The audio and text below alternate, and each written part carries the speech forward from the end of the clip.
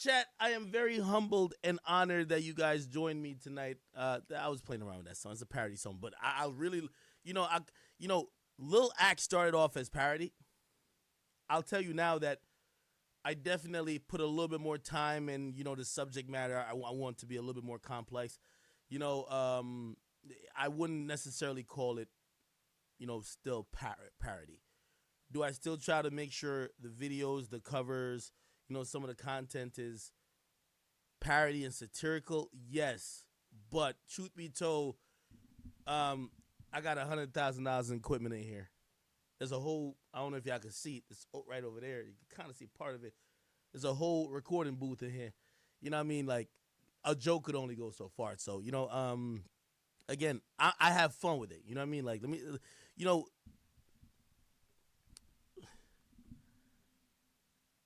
a lot of people don't realize how long I've been doing what I've been doing. I've been doing YouTube since 2012, at least in this format. I've been doing YouTube really since 2010, actually maybe 2009, because I was just promoting myself as a DJ.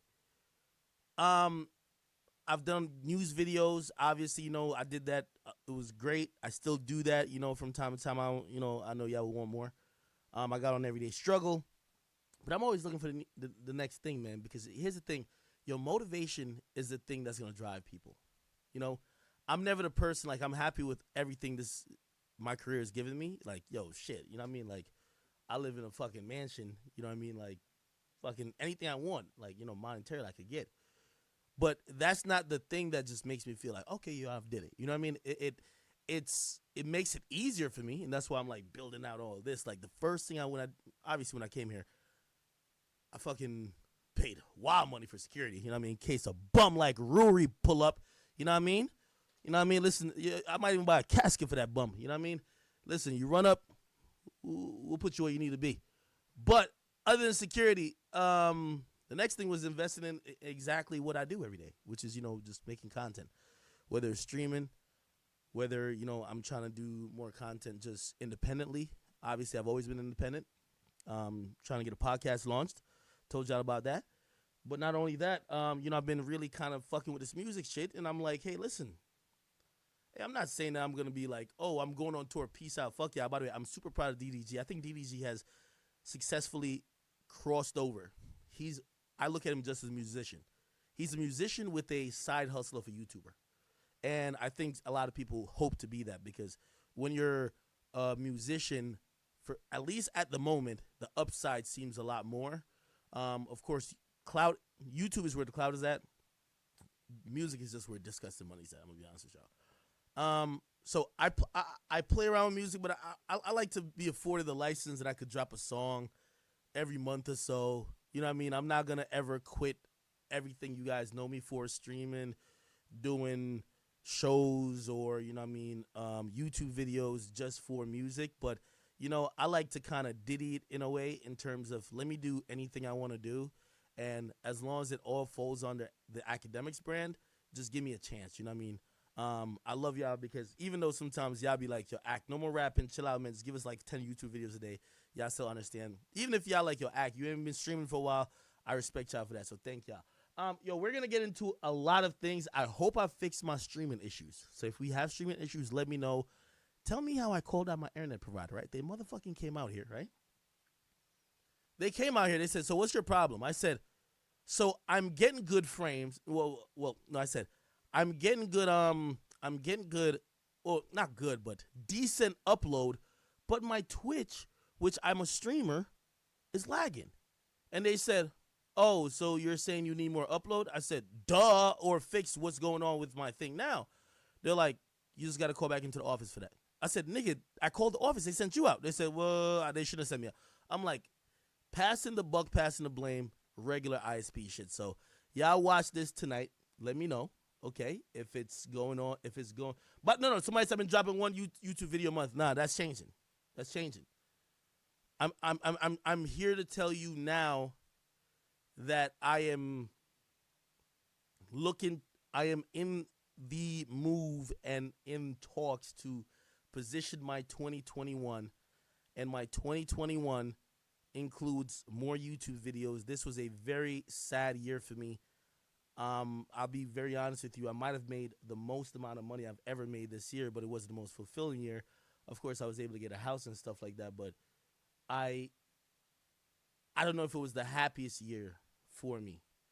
Um, I felt like this was the loosest connection I've had with my audience, the loosest connections I've had with the chat niggas, loosest connections I've had with the like. I feel like there's a special group of chat niggas that watch streams. They're on my Instagram, they're on my Twitter, they're everywhere.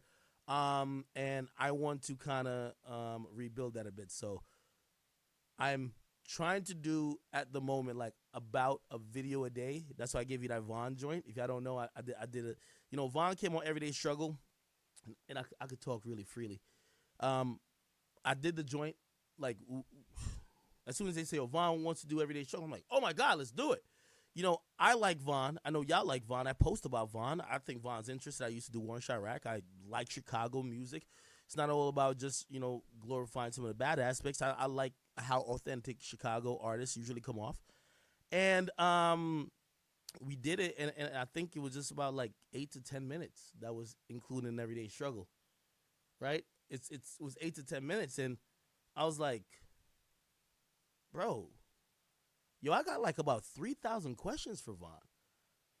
I'm his management is actually the same management as YNW Melly. I'm gonna talk about it. We're gonna talk about everything tonight, all right? So just keep me on topic, and we'll go to topic. I know y'all want to hear about 6ix9ine, Uzi. I got everything to talk about, right? Uzi, 6ix9ine, everything. Okay. Updates on everybody. But let me just get through this, right? So, I was just kind of thinking. I'm like, damn. Even certain things that I would normally ask Vaughn, I have different voices. So there's a stream voice. I'm usually really uncut here. That's what's gotten me into trouble. They'd be like, "Oh, Axe said something on stream." Nigga, I be talking like, yo, y'all are in the room. I don't talk like, yo, I'm this big, like, yo, celebrity running a brand. I talk like y'all my homies. But of course, we got snitches always in here. We got people who are media members like, yo, let's find a headline that we could get Ack in trouble, or, like these social justice warriors who probably don't like me. Twitter hates me. Um, so I have a stream voice, which is super uncut, or I try to be. Then, of course, I have my YouTube videos, which is, I give you a lot of information.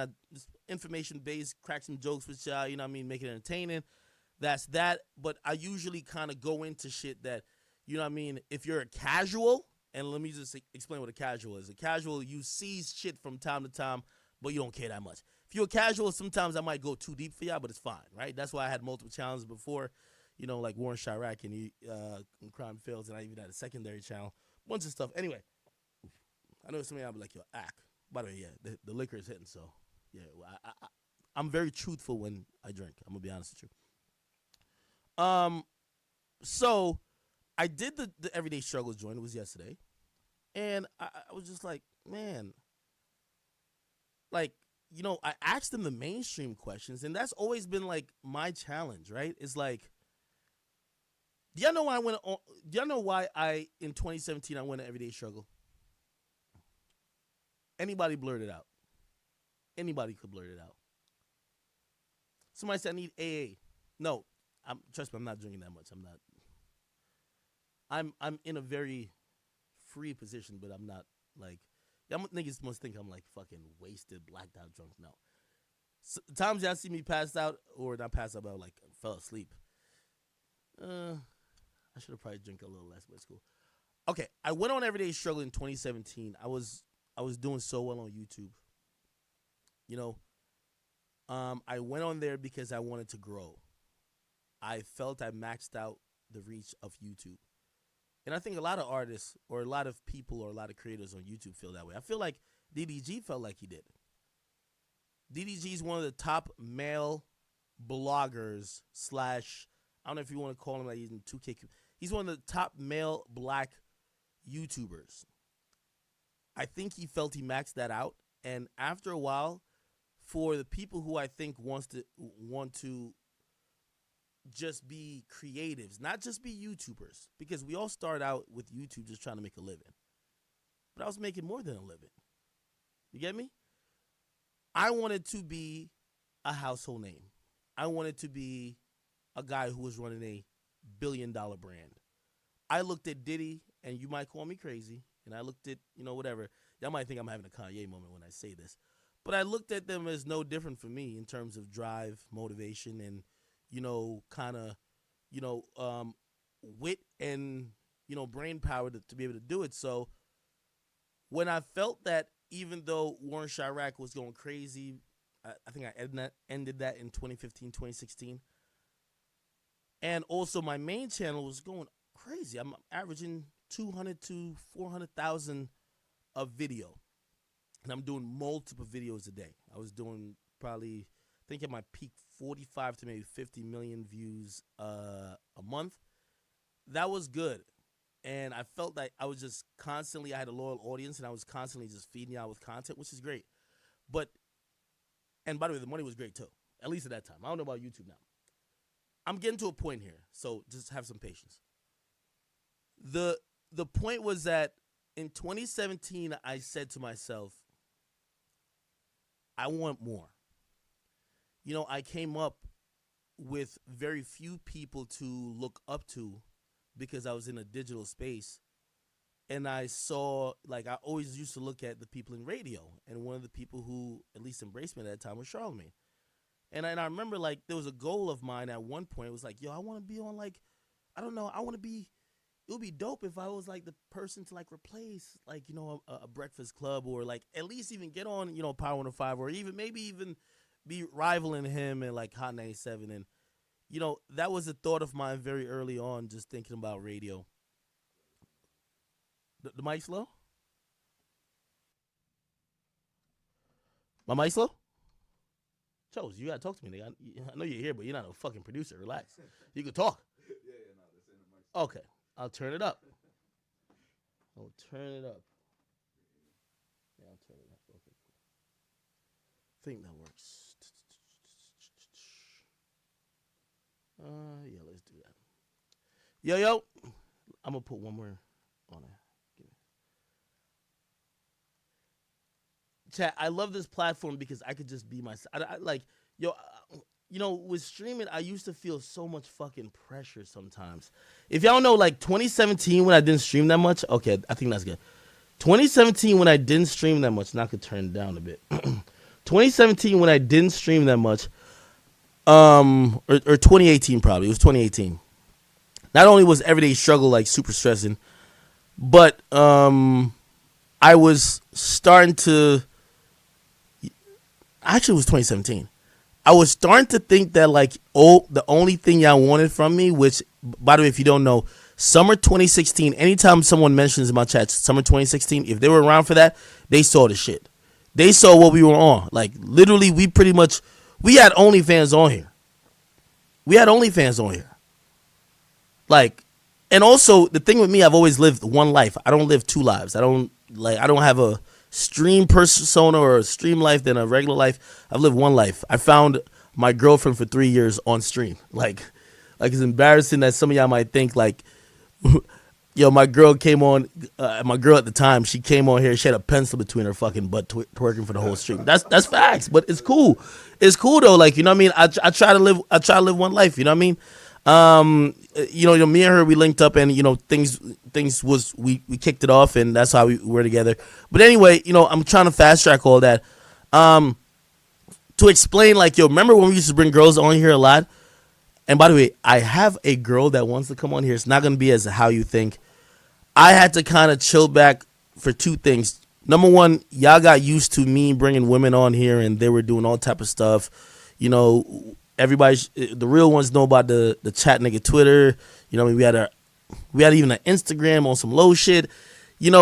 I felt like y'all were more interested in the women that I could attract and bring on here because of my name rather than me. So it's streaming started becoming a little bit weird because I'm like, damn, if I go live and I'm just playing 2K, do they really fuck with me? Or am I only going to get views when I bring on a girl that, is going to get naked for them? You know what I mean? So that was a interesting period. And I think it might have led to me not streaming as much as I could. But I think the big thing overall, because, stream was an escape from my YouTube audience, I chose to go to Complex solely because I just felt like I tapped out. I was the leader in the online hip hop news market, which, by the way, that's why, college kid, real talk. I know it's two of you brothers, Richard Autry and the other dude. I know y'all names. It's fine. I don't have anything against y'all, but I understand why y'all have stuff against me. I get it. I kind of came in like a fucking hurricane. It was like 50 Cent in '03. I took everything over. Y'all were I think y'all were covering Chicago before me. As soon as I went in the Chicago market, Warren Chirac became way bigger than what y'all were doing. No disrespect, but also it wasn't meant to, create lifelong enemies. And I know y'all hate me for life now, but it's cool. I say all that to say that once I was that person around 2017, and I try to give this story. Is my mic too? Is it good? Okay. I try to give this story, which I never would have told, back then. I remember like around then, and maybe I got on. I think I went on No Jumper for the first time I was in LA, and I knew, like, I remember No Jumper, like he had said something, and I was like, truth be told, I could say now, on YouTube, I was making 100,000 every month for like probably like a year and a half. Like, you know what I mean? That's why when I walked into Everyday Struggle, I never collected a check from Complex for like 6 months. Like, they were paying us like 15,000 a month. I'm like, what the fuck is this? But I did see the bigger opportunity. I'm only telling you all these things now that you can understand me. So on YouTube, I'm killing it. I'm making way more money than Complex could ever pay me. You get me? However, Complex was an opportunity which I knew I had to get to. I was doing videos that never showed my face. And by the way, I remember walking into a mall one day and I was like, and even when I went to Vegas with my girlfriend at the time, then I was like, damn, people know Akademiks, but they don't know me. And the people who I looked up to, they were radio stars. They were personalities. They were whatever, and I wanted to be that. And I got on Complex really in March. The first episode aired in April 2017 because I wanted to be that. Well, oh my God, see, yeah, chat, yeah. At first, like the first few months, like it was a. You see, I probably shouldn't have said that, but just to explain the Complex thing at first, like they paid us. It was supposed to be a once a week show. Everything I'm saying is facts. Nobody could ever say nothing. Y'all know Akademiks don't lie, and if a nigga ever say I lie, I'll expose the shit out of everybody. Nobody ever. Y'all ever notice that when I tell the truth, nobody talks afterwards because I only tell the truth. We're getting paid like $15,000 a month, but it was supposed to be a once a week show. It was supposed to be like once a week, 15 minutes. So I know y'all are looking like, oh my God, 15,000. That's, by the way, that's a lot of money still. You know what I mean? It's still, if you really look, 15,000 a month. I think that's might close to be 200,000 a year. It wasn't supposed to be what it is now, like in terms of how the show is now. The original contract, which by the way, salute to Elliott Wilson. The show was, I never claimed that's my show. It was supposed to be Joe Budden, Elliott Wilson.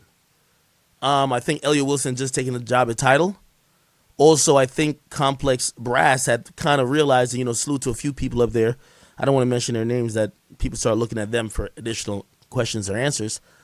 But they said, yo, well, Elliot and Joe, they're kind of the same demographic, same age. What about if we put Joe with someone that, was kind of opposing? It's supposed to be, this could be a debate. And they said, who's someone who represents a different generation?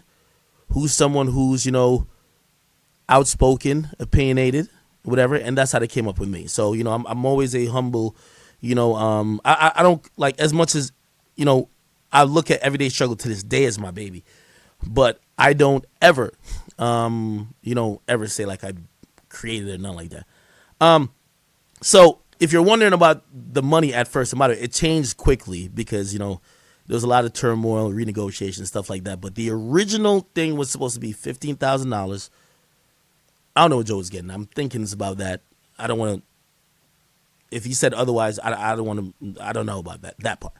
But for me, it's around that a month. But however, on paper, and honestly, I think that's where a lot of issues came in. I know y'all probably saying, speed all this up, right?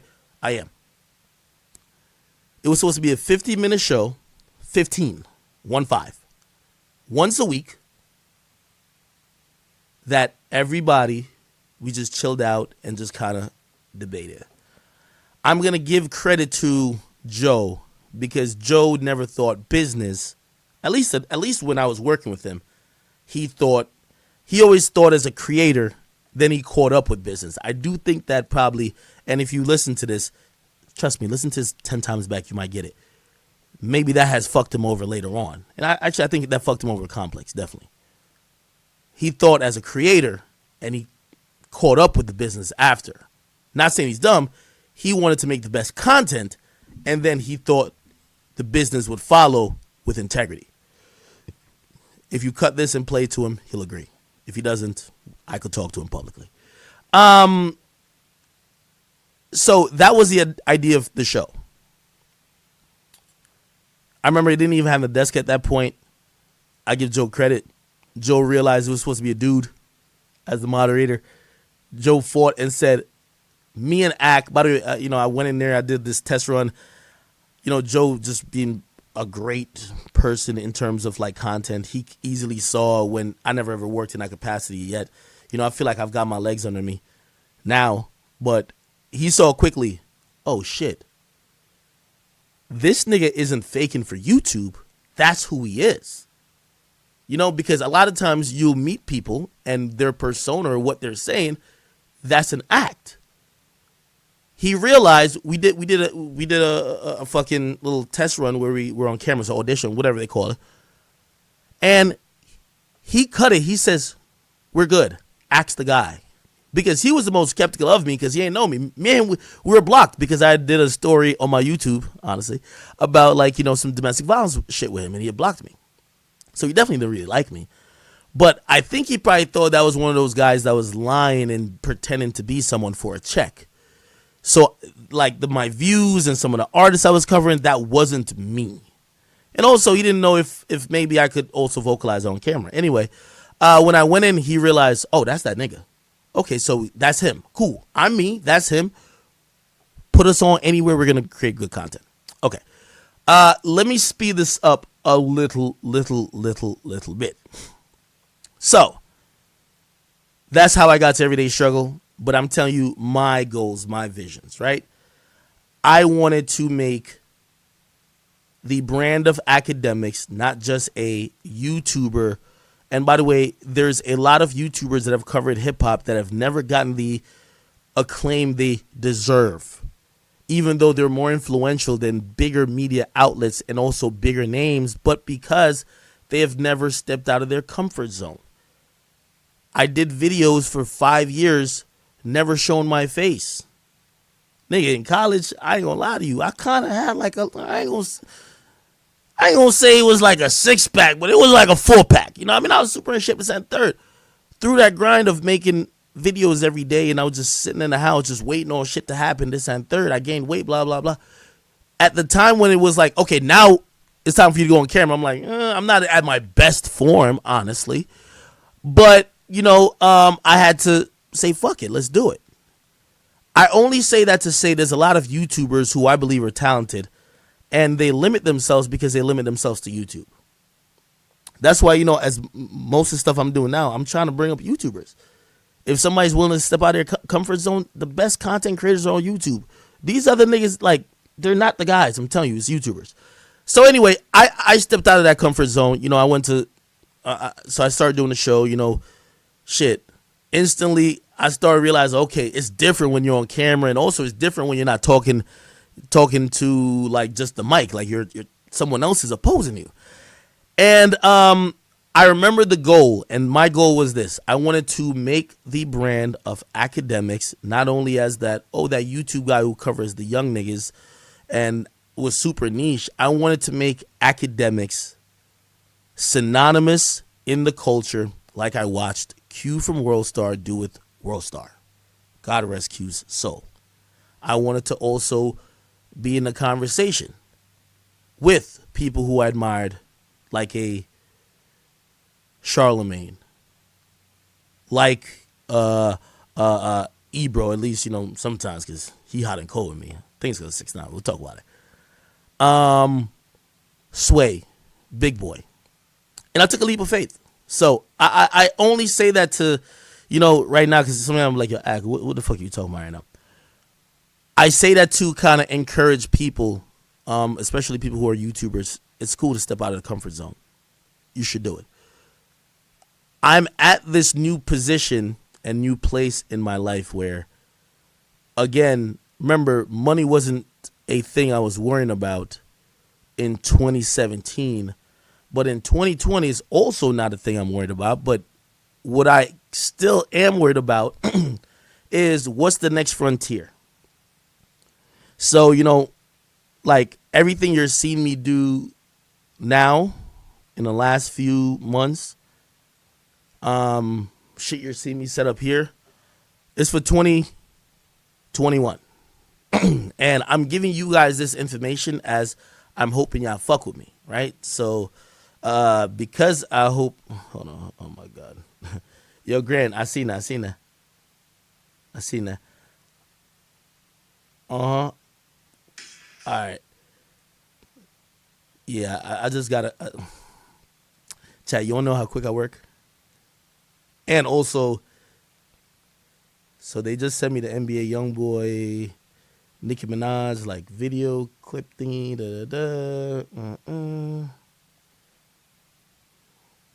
All right, cool. And just like that, I just made a post on Instagram. Anyway, to fast forward things.